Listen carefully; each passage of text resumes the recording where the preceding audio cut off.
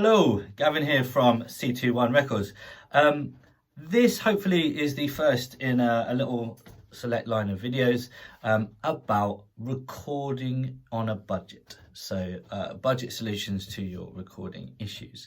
First thing I want to make very clear at the bat is I don't use what you would class as high-end gear. Some of the people I work with do. And at the moment, when we're all in lockdown, I don't have access to all my stuff, some of which is in different parts of the country. So how to get the most out of what we have. So these videos are really for the smaller studio operations or your home studio setup. And I want to go through bit by bit talking about different aspects. Today, I want to really talk about monitors. This is a very important thing. And something that I think people tend to get a bit wrong, especially on budgets. We're going to be looking and talking only about monitors which I've personally used or own. As you can see in the background, I've got a couple set up at the moment that I use. I will go through and talk about how my monitoring rig works and when and why I use certain monitors, without getting too technical on it all. So the first thing I want to talk about is the Presonus Eris 3.5s.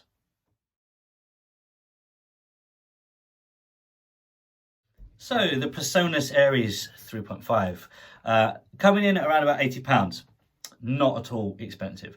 Every monitoring system that I'll be talking about today comes in at under £300. These monitors are great. Currently, they're in my other studio, so I can't get my hands on them to show you. But what I love about them, that a lot of the other monitors in this price range don't have, is that they're dead flat. They're really, really good to work on.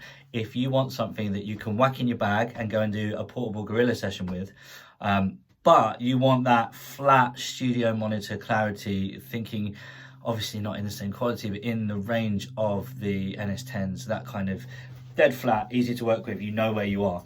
These are brilliant for that. I can't stress that enough.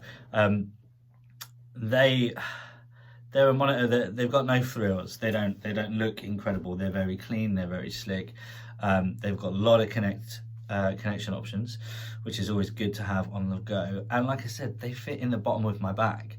I can put in my interface, which is a 16 in, 16 out. Laptop, MacBook Pro goes in. Small MIDI keyboard. One of my drum machines, the Machine, or my Nano Pad 2. I can carry my drum mics, something like this, and fit those monitors in with those 3.5-inch cones, and I can have a completely portable recording studio. Something that this lockdown thing has really taught us here at C21 is to push the portability. I can record in any space. I've chucked drums in church halls. I've done drums in like pubs, anywhere where there's a nice big open space, not necessarily the best treated space, but a usable, workable space.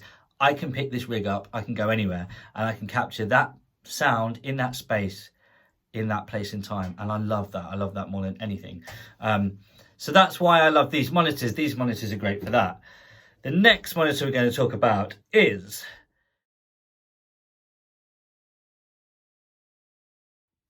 the next monitor is the Mackie CR3s.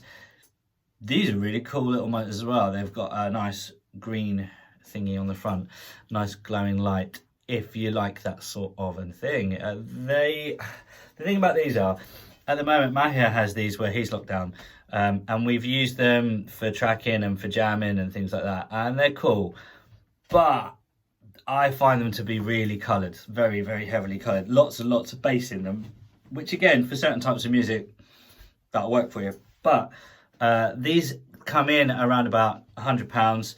I've seen them brand new with a nice sort of setup where you get the pads for underneath and all the wires and everything.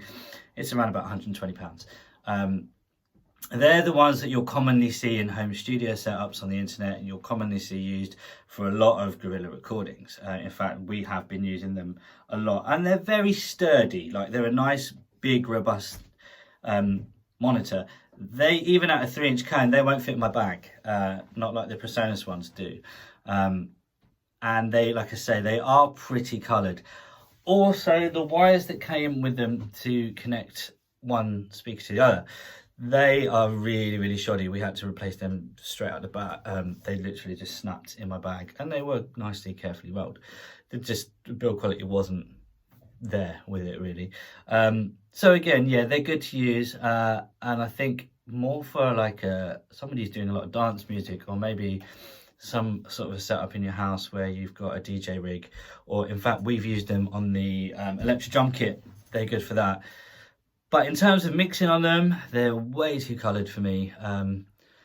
So yeah, again, I would go with the Presonus over these. So like he said, I'm currently locked down with CR3s. They're definitely good if you're looking for something that's more of a secondary thing and not a full-blown monitor system. These are definitely not for professional use. Obviously there's a need for these mid-range small monitor audios. Personally, they're not bad. Very bass heavy. Kind of can lie to you on the audio spec on what you're actually listening to. So I would not advise really for much studio use. I find them to not be that reliable. But currently with lockdown, they are filling a gap. Next thing I want to talk about is the wildcard option.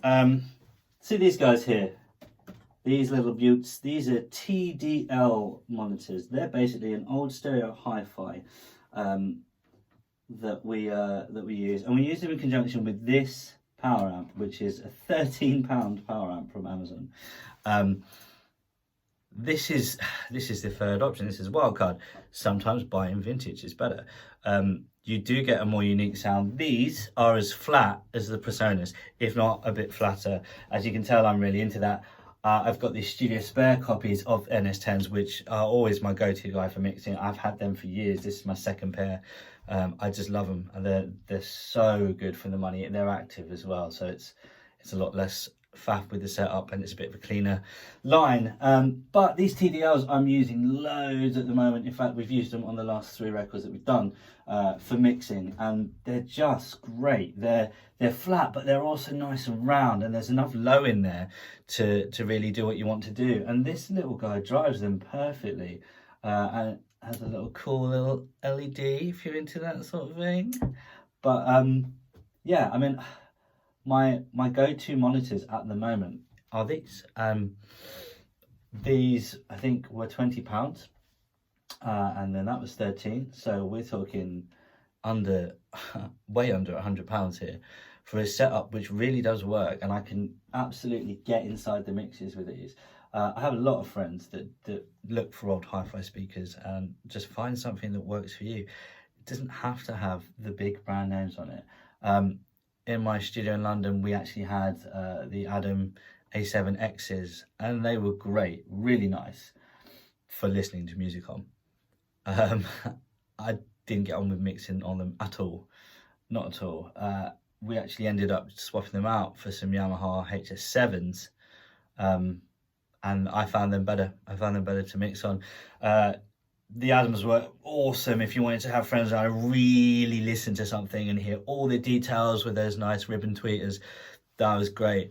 But to work on, honestly, and I mean this honestly, these are better. And if not these, the Presonus. I can't say enough about them. We're not sponsored by them or anything like that. They are just good. And yeah, I think I've waffled on about that long enough. So yeah, these are my go-to guys. I then use the Studio Spares NS10 copies as reference. And I'll show you my other secret weapon in our C21 monitoring arsenal. So, these are my secret weapon in our mixing arsenal. Basically, when I've got the recording done and the mix is sounding kind of good up in the studio, I come downstairs and I put the laptop straight here, and I Bluetooth the MacBook out to these speakers through this little power amp. These are my Wharfdale speakers. They apparently, says on the number, are 1973s. I have no idea what's inside them. I couldn't tell you, but in terms of listening to music, these every single time, they're so good. The low is nice and responsive. The mids cut through. We watch films through them. The kids play games through them.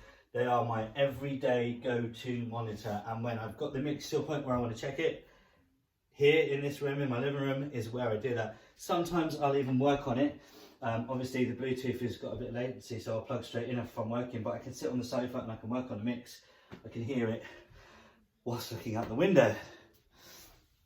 So yeah, sometimes buying vintage is better.